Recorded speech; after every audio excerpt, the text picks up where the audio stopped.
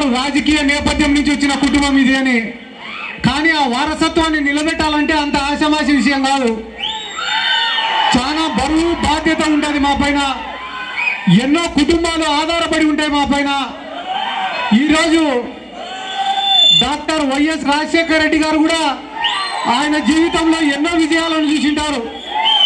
MLA అయినాడు, మంత్రి అయినాడు, ఎంపీ అయినాడు, ముఖ్యమంత్రి అయినాడు. కానీ ఆయన చనిపోయినారు. కానీ బతికి ఉంటే ఈరోజు వైఎస్ జగన్మోహన్ రెడ్డి గారు ఎదిగిన విధానాన్ని చూసి, ఆయన ముఖ్యమంత్రి స్థానాన్ని అధిరోహించిన విధానాన్ని చూసి కానీ, ఈరోజు ప్రజలకు ఆయన చేస్తున్న మేలును కానీ వైఎస్ రాజశేఖర రెడ్డి గారు కానీ చూసింటే అంతకు మించిన సంతోషం ఇంకొకటి ఉండేది కాదు. వారసత్వం, బలమైన వారసత్వాన్ని మించిన ఆస్తి ఏ తల్లిదండ్రులకు కూడా ఉండదు. కానీ పాపం చంద్రబాబు నాయుడు గారికి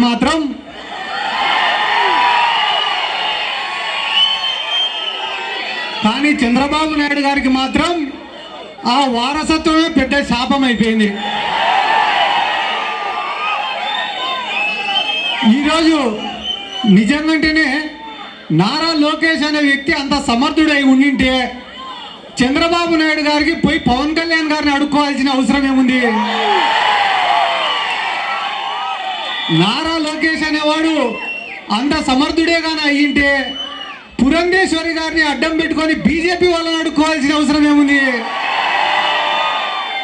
నారా లోకేష్ అనేవాడు కానీ అంత సమర్థుడు అయ్యింటే పక్క రాష్ట్రమైన తెలంగాణకు పోయి రేవంత్ రెడ్డిని నాకు డైరెక్ట్ గానో ఇండైరెక్ట్ గానో సాయం చేయమని కాళ్ళు పట్టుకోవాల్సిన అవసరం ఏముంది?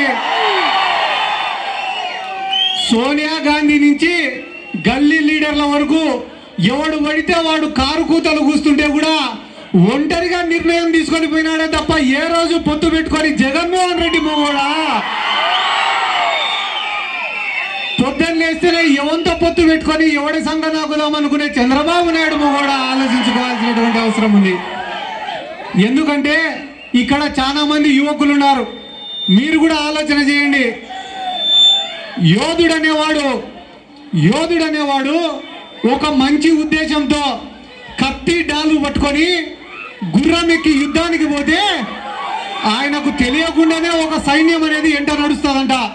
ఎప్పుడు ఒక మంచి ఉద్దేశంతో ఒక అడుగు ముందుకేస్తే జోబిలో ₹1 లెక్క లేకపోయినా, ₹1 డబ్బు లేకపోయినా బీదా బిక్కి అనే వాళ్ళు ఎదురొచ్చి మరి వాళ్ళ చేతిలో ఉండే ధాన్యాన్ని విరాళంగా ఇస్తారంట. ఎప్పుడు ఒక మంచి ఉద్దేశంతో అడుగు ముందుకేసినప్పుడు. జగన్మోహన్ రెడ్డి గారు పాదయాత్ర మొదలు పెట్టేటప్పుడు పులివెందల్లో 20,000 మందితో మొదలు పెట్టినాడు. అది విశాఖపట్నానికి పోయే లోపల 2 లక్షలు అయింది. నారా లోకేష్ గారు కుప్పంలో 10,000 మందితో మొదలు పెట్టాడు పాదయాత్ర. అది విశాఖపట్నానికి పోయే లోపల 1000 మంది అయింది. నేను ఇవన్నీ కూడా మీకు ఎందుకు చెప్తున్నా, ఎందుకు వివరిస్తున్నా, రాష్ట్రం అంతా ఎందుకు పర్యటించి ఈ విషయాలన్నీ చెప్తానా అంటే తెలుగుదేశం వాళ్ళకి వేరే పని లేదు. పొద్దున్నే 6 గంటలకు లేస్తారు, ఫ్రెష్గా రెడీ అవుతారు, వైట్ అండ్ వైట్ గుడ్డలు వేసుకుంటారు.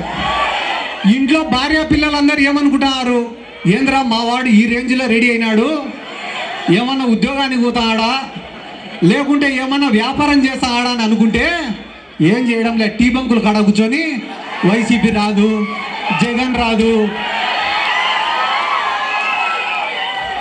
ఈ టీ బంకుల కాడ కూర్చొని చేసే ప్రచారం తప్ప మన రాష్ట్రంలో వేరే ఏం జరగడంలే. ఈ మాట కూడా మీకు ఎందుకు చెప్తానా అంటే వైసీపీ రాదు రాదు రాదు అనే వానికి నేను చెప్పే సమాధానం ఏమరా అంటే 2,50,000 కోట్ల రూపాయలు ప్రజల అకౌంట్లో వేస్తే జగన్మోహన్ రెడ్డి రాకుంటే ఏం చేశాడని చంద్రబాబు నాయుడు వస్తాడో ఒక్కసారి ఆలోచన చేయండి సార్. నీరు చెట్టు కార్యక్రమం పెట్టి దోచుకునేయడం చంద్రబాబు వస్తాడా? జన్మభూమి కమిటీలు అని చెప్పి పెట్టి పీడించినందుకు చంద్రబాబు వస్తాడా? దోమల పైన దండయాత్ర చేసేందుకు చంద్రబాబు వస్తాడా? అమరావతి అని పేరు పెట్టి లక్షల కోట్లు దోచుకునేందుకు చంద్రబాబు వస్తాడా? ఎందుకు చంద్రబాబు నువ్వు వచ్చి ఏం చేస్తావు చంద్రబాబు అంటే, నా ఫ్రెండ్ది ఒక గాజు గ్లాస్ ఉంది, నువ్వు వచ్చి ఏం చేస్తావు చంద్రబాబు అంటే, నా ఫ్రెండ్ది ఒకటి గాజు గ్లాస్ ఉంది, దాంట్లో మంచి క్వాలిటీ మద్యం వేసి జనాలకు తాపించేదానికి వస్తాడంట. నేను చెప్పుకుంటా పోతే గానా నేను ఏదో మా సార్ను మా వైఎస్ఆర్ కాంగ్రెస్ పార్టీనో పొగడాలని చెప్పి నేను చెప్పడంలే. నేను మొన్ననే ఒక ఊరికి పోయినా, ఏమన్నా మీ గ్రామంలో ఏం అభివృద్ధి చెందింది అంటే రెండు సచివాలయాలు అంటే 2 పంచాయతీలు ఉంది గ్రామం. అది పోయి అడిగినా, 2 సచివాలయాలు, 2 ఆర్బీకేలు, 2 హెల్త్ సెంటర్లు, ఒక మినీ గోడౌను, 300 మందికి ఇంటి పట్టాలు, నాడు నేడు కింద స్కూలు, ఒక ఎక్స్ట్రా క్లాస్ రూము, ఎన్ఆర్ఈజిఎస్ కింద వర్కులు, గడప గడప కింద వర్కులు, ఎంపీపీ ల్యాడ్స్, ఎంపీ ల్యాడ్స్, కొంతలో సర్పంచ్ నిధులు, ఇవి కాకుండా 27 కోట్లు సంక్షేమాలు. నేను చెప్పినది ఒక గ్రామం కథనే. ఇటువంటి గ్రామ పంచాయతీలు రాష్ట్ర వ్యాప్తంగా 15,000 ఉన్నాయి. ప్రతి గ్రామ పంచాయతీకి ఇదే రకమైన అభివృద్ధి సంక్షేమం జరిగింది. ఇట్లాంటి ముఖ్యమంత్రి ప్రపంచంలో ఎక్కడైనా ఉన్నాడంటే వాళ్ళకే ఓటేయండి. మేమైతే అడగం.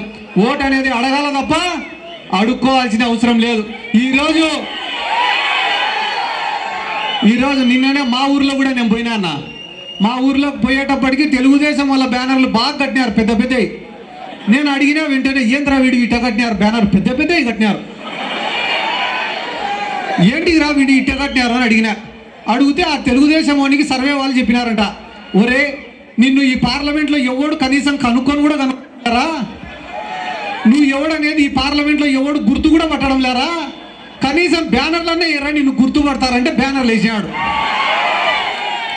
వాడు బ్యానర్లు వేసిన తర్వాత మళ్ళా ఒకరోజు జనాల్లోకి వచ్చినాడు. జనాల్లోకి వచ్చినా కూడా జనాలు కనుక్కోవడం లేదంట.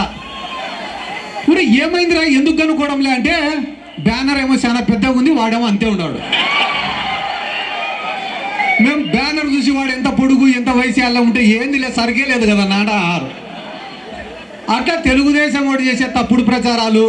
ఈడ ఇన్ని గొప్ప కార్యక్రమాలు జగన్మోహన్ రెడ్డి గారు చేస్తుంటే, మెడికల్ కాలేజీలో పక్క, పోర్ట్లో పక్క, ఫిషింగ్ హార్బర్లో పక్క, ఇండస్ట్రీస్లో పక్క ఇన్ని గొప్ప కార్యక్రమాలు చేస్తా అంటే మీడియా వాళ్ళు మాత్రం 2 వేస్తారు.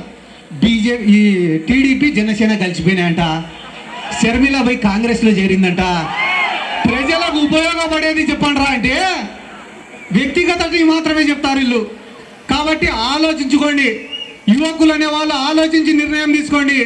మనందరి జీవితాన్ని మార్చిన జగన్మోహన్ రెడ్డి కావాలా, అబద్ధాలు చెప్పి మాటలు చెప్పి మోసం చేసే చంద్రబాబు కావాలా అనేది